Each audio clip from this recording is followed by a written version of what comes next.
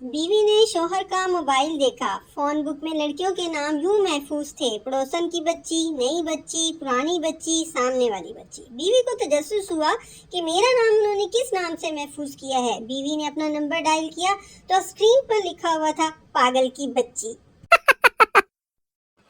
पठान दुआ मांगते हुए: यार अब तूने बचपन दिया वापस ले लिया, जवानी दी वापस ले ली, पैसा दिया वापस ले लिया, बीवी दी देकर ही भूल गया, रहम फरमा मौला रहम फरमा।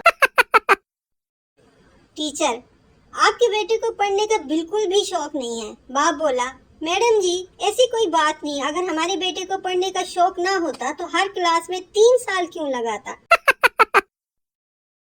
बीवी: अगर मैं मर गई तो तुम कितने अरसे बाद दूसरी शादी कर लोगे। शौहर बोला: महंगाई का जमाना है, कोशिश तो यही होगी कि तुम्हारे जनाजे के साथ ही मेरा वलीमा एडजस्ट हो जाए। एक पठान अस्पताल में ऊंची आवाज में रो रहा था। लोगों ने पूछा: खान साहब क्या हुआ, क्यों रो रहे हो। पठान बोला: यार 15 साल बाद बेटा पैदा हुआ है, वो भी छोटा सा।